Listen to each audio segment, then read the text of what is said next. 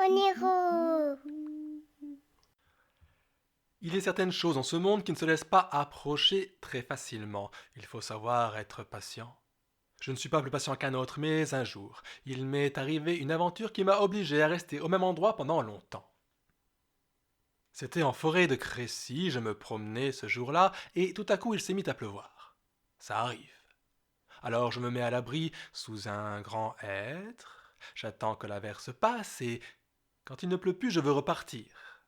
Mais à ce moment-là, derrière moi, j'ai senti le tronc qui commençait à craquer, l'écorce qui commençait à s'ouvrir, et le tronc s'est ouvert tout à fait, et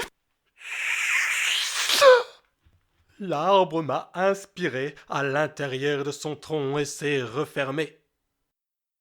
Je suis resté prisonnier de cet arbre pendant 3 ans. 3 longues années. Je n'ai pas présentement le temps de vous expliquer comment j'en suis sorti. Toujours est-il que j'ai eu le temps d'observer ce qui se passait autour de moi.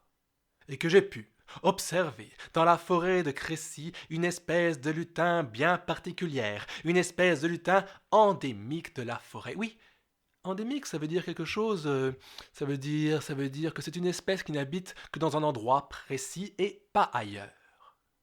Cette espèce-là fait une vingtaine de centimètres de haut.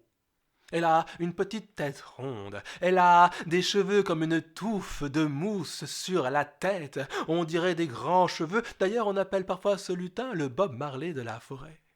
Mais ce n'est pas leur vrai nom. Ces lutins, qui sont les protecteurs de la forêt, qui surveillent tout ce qui se passe pour voir si personne n'abîme les arbres, on les appelle les azeux.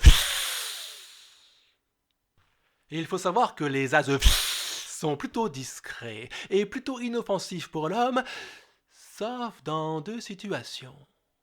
La première, c'est quand on parle d'eux et qu'on écorche leur nom. La deuxième, c'est quand on abîme l'endroit dans lequel ils vivent, et justement un jour. Un homme vient, il gare sa voiture sur le parking, part se promener, et mange un bonbon. C'est bon, les bonbons, mais il prend le papier et il le jette par terre. Or, qui était là, caché dans les branches des arbres, caché en dessous des fougères? C'étaient les haseux. Ils ont suivi l'homme jusqu'au parking pendant tout le reste de sa balade. Là, ils ont noté le numéro de sa plaque d'immatriculation. Le soir, ils sont allés jusqu'au commissariat le plus proche. Ils ont en douce rallumé les ordinateurs. Ils ont retrouvé la plaque dans l'ordinateur. Ils ont retrouvé le propriétaire de la voiture. Il habitait à Amiens. Alors,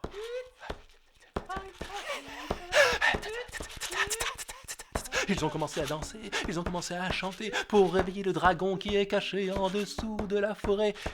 Ça aussi, un jour, il faudra que je vous raconte comment un dragon originaire de Chine est arrivé jusqu'en forêt de Crécy. Mais c'est trop long pour aujourd'hui. Le dragon, ils l'ont réveillé. Ils sont montés sur son dos. Et grâce à lui, ils sont allés jusqu'à Amiens. Et là, en pleine nuit, ils ont longé les murs. Ils ont retrouvé le domicile de l'homme. Ils ont grimpé pour trouver une fenêtre entr'ouverte. Ils étaient là, 20 azeux, juste au-dessus de l'homme, endormi dans son lit. Et quand il s'est réveillé, il les a vus. Juste là, eux, ils ont attrapé son oreille comme ça en tirant dessus en disant « C'est pas bien ce que t'as fait. » Et puis ils sont partis. Mais je peux vous garantir que le lendemain, à la première heure, l'homme a pris sa voiture. Il est revenu en forêt de Crécy, il a fait le même parcours que la veille, et il a ramassé le papier de bonbons qu'il avait jeté à terre.